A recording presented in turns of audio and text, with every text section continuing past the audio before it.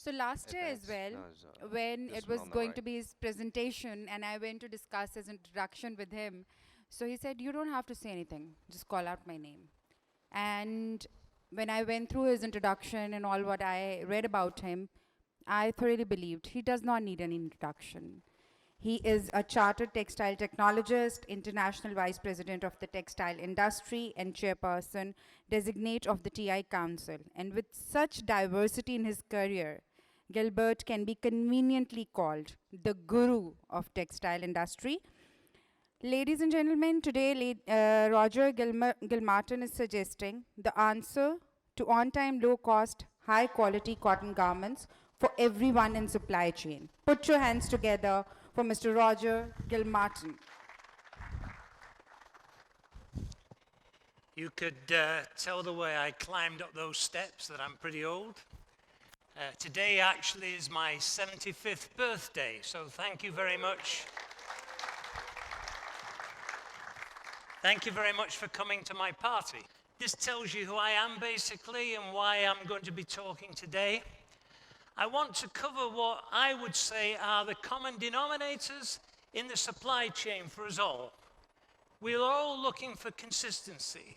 We want high quality, no waste, efficient machine and labor productivity, quick delivery, and above all, low cost. What do spinners want? Spinners want clean cotton. They want known technical parameters for that cotton, so they can turn out yarns with the best performance and no foreign fiber contamination. Knitters and weavers want yarns that never break, that run all the time, that allow them to give many machines to workers and so on and so forth.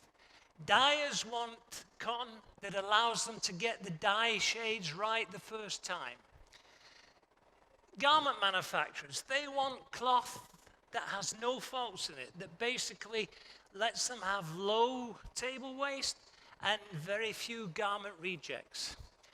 The supply chain, as you all know, is not vertical. We have spinners, we have knitters and weavers, everyone. But at the end of the day, when there are problems, it is usually the garment maker who ends up carrying most of the blame. The brands and retailers want everything.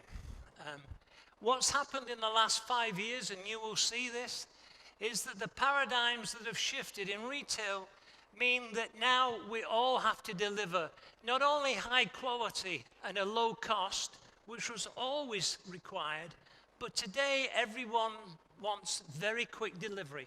Fast fashion has had a major impact on what the retailers expect from us. Right first time manufacturing and speed to market is a key competitive advantage. And in this region, and I don't just mean Pakistan, I mean all over Asia, this is a major challenge for those of you that are supplying people in the US and Europe. Do we think these things can be all overcome? Well, yes, we do, but I think it's important, and we're going to talk about today, choosing the right raw material at the beginning, then processing that raw material in the optimum way. The company that I'm a partner in, we have done 2 research projects for CCI over the last 2 years. Those of you who were here last year would hear me talk about the study where we compared US cotton with Indian cotton and cotton from the CIS in the manufacture of knitted garments, all the way from the bale to the garment. In 2018, we did a follow-up study where this time we compared US cotton with Brazilian cotton and with cotton from West Africa. Actually, the West African cotton was from Cameroon. We did these studies, both of them, in garment mills and spinning mills and knitting mills in Bangladesh. 2 different mills in each of the 2 years. I think you'll see today that both of the studies demonstrated that US cotton, both technically and financially, clearly outperformed the fibers of which we were comparing it with. So, I said last year it's the same thing. these studies have two parts. First of all, there's a technical evaluation, and then there's a financial analysis of those technical performance to try and put it into dollars and cents advantages. These are the key parameters of how the study was done. So all the yarns were 100% cotton, 30 by 1, single jersey. You can see all this stuff. Very briefly, this is the characteristics of the cottons that were used in the studies last year. USA, Brazil, and West Africa. These are some of the manufacturing performance data that we got. I think the important things to look at, first of all, is here. This figure here is the breaks per 1,000 spindle hours in spinning that we got with the Brazilian cotton. We actually had to reduce the speed on the ring frames for the Brazilian cotton by 1,000 RPM from the standard speed, because when we start running at the beginning, this number was over 400. The interesting thing is that, okay, the US cotton in this mill had 40 stops per 1,000 spindle hours, but the Cameroon cotton had only 24. And it's the same thing when you look in winding. So by the time we got to the end of the first part of the study, actually the Cameroon cotton was performing better than the US cotton, and both were performing significantly better than the Brazilian cotton. This is just saying what I've said. These are very important numbers. These are waste numbers at every stage of the process, from carding through to winding. Again, you can see that, if you can see over here, the Cameroon had only 12.5% waste against 14.55 for the US and 15.16 for the Brazilian. But as you can see, because of the very high stops in spinning, this is basically the pneumophil waste, and you can see how high it is, and that's why it gives the Brazil such a bad result. Foreign fiber contamination. In 2017, we saw foreign fiber contamination in both the Indian and the CIS fibers, most prominently in the Indian fibers. This year we saw the same thing in West Africa, very bad, but we also saw some in the Brazilian. In both years, and I know that some of you in this audience will tell me that you see sometimes contamination in the US cotton you get, but in both these studies we saw absolutely zero contamination. This is some of the data about knitting, the parameters of the study, but these are important things. Now, look at the machine efficiency in knitting. Now, what's the big surprise on that slide? The big surprise is that the yarn that spun the worst in spinning with the highest stops per 1,000 spindle hours had the best machine efficiency in knitting. So it's a little story we all need to learn, that sometimes the yarn data, the testing data, doesn't give you a good forecast of what might help further down the chain. But look at the West African cotton, the best from a spinning point of view, but the worst from a knitting point of view. And now this is important, and I'm going to show you a photograph later that supports this data, but this is the process loss during knitting. All the way through the textile process chain, you lose fiber during the processing. And you can see here that really with the US cotton, we lost very little. These are photographs that I took. These fabrics were knitted on the same knitting machine, and it took about 1 hour to produce a roll of fabric. So after 55 minutes on the same machines, I took photographs of the waste loss during knitting, and you can see the difference. If I'm standing in front of that one, you can see. So those figures just support, I think, the last thing that I showed. Dyeing and finishing. I don't want to go through it too much, but the important thing now is the bottom bar there. You see we only lost 4.8% of fiber with the US cotton against 9.8 with the West African. So you're starting to see a pattern here. That, okay, as you go down the process chain, US cotton starts to perform better than the competitors. I don't know why that's so nervous. Oh, it's done. This is some of the data from finished fabric inspection, showing you the points, etc., and whether something failed or whether it didn't. I didn't make any of these decisions. The decisions about whether something was good, whether it was a pass, whether it was a reject, that was made by the quality control people of the mills in which I was working. They were inspecting fabric to the standards of major US or European retailers. In the first study, it was actually for Marc Jacobs in the US. In the second study, they were examined to the levels of Oliver, the famous German retailer. This tells you a little bit about the garment manufacturing. These are the important numbers, though. By the time we got to the end of the process, 12.6% of the US garments were rejected, against 35% for West African and 13.5% for the Brazil. In the next slide I'll show you, this number is actually not 12.6%, but it's 4.5%. Because when we were actually doing this study, the sewing machine mechanic went round and he oiled the sewing machines. And so out of those 14 garments, 9 of them were rejected for oil stains.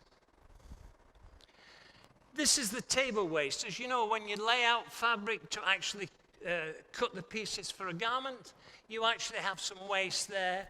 And you can see here again, with regard to table waste, the US cotton performed the best. So, table waste, but on the right now we've got the rejection rate. So as you can see, I don't know what value means. It should say 35 point something, but the USA is only 4.5. The financial analysis. These are the cotton prices that I used in my financial analysis. Now, up here, these numbers are the prices that the mill actually paid in 2018 for the cotton. I'm sure the US cotton growers in this audience, they'd love to see those numbers today, but that was the price. I didn't use those numbers because I felt it gave an unfair advantage to US cotton because they'd evidently done a very good deal. These numbers at the bottom, those are the numbers for the average of these 3 cottons imported into Bangladesh in the first quarter of 2018, and those are the ones that I used. This is the basis of the financial calculation. What you do basically is you put in the opening price, and that when you have an 11% loss in carding, that turns the value or the cost into that. So by the time we got to the end of spinning, as you can see, we've got more of a level playing field despite the differences at the beginning.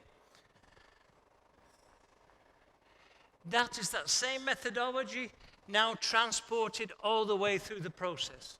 So you see, you start out with 94 cents with US cotton, and by the time you've produced a garment, that's really cost you $1.42. But with the West African cotton, you started out with 95 cents, but by the time you get to the end, it's cost you $2.06. 64 cents more per pound than it is with the US cotton. As I say, it's a very simplistic methodology. It doesn't take into account machine efficiency and other things, labor productivity. But I think it's a very good, simplistic way of comparing the financial performance linked to the technical performance. So, every stage of the process after spinning, US cotton did better, and these are the final results. So, what happens is that in 2017, when I came here and I actually talked at this conference last year, One of the participants in the audience was a Pakistani mill, a very famous Pakistani mill. And after the conference, they went away and they repeated the study that I had done in their own factory by themselves.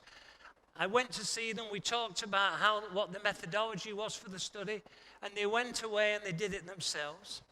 And very kindly, they've allowed us to share their data with you. We can't share with you their name, but we can share with you the data. And this is basically what the Pakistani mill found. They had reduced brakes at the ring frame, particularly with compact choking on carded yards. They had higher CLSP, greater single thread strength, better elongation, 68% lower IPI than they were getting with the Indian cotton that they've been using. They needed to clean the cots, the rubber cots in draw frame, in Simplex, in the ring, less than often than they did with Indian cotton. They got a 9% increase in the card wire life, significantly reduced energy costs. If I'd have been able to go to that mill and put some financial values on those improvements, you would have seen an even bigger difference than the financial comparison that I made. So, what I think our study and what the independent study has shown, that the real advantage by using US cotton is a lower cost. And so it's a very simple message that I try to give today. Don't think that by buying what seems to be initially a cheaper raw material that you're saving costs, because you're not. In the end, buying your cotton on price alone can be a very expensive mistake. This is the standard Cotton USA publicity slide. Lower cost, improved quality. Higher quality means considerable financial advantage. But going back to the first slide that I showed you, of the common denominators throughout the supply chain, US cotton ticks all the boxes. You have better consistency. You have higher quality, particularly in garments and fabric. You have lower waste all the way through the process from start to finish. You have better machine and labor productivity because you can give more machines.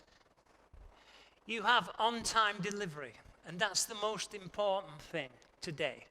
You know, particularly here, you know, I don't know how many of you end up with the fact, I mean, I spent a lot of time in Bangladesh in the last 2 years. And everybody wants, if you're a spinner, everybody wants to leave and go and work in a garment factory. Because when you're a spinner, you work your 8-hour shift and that's over.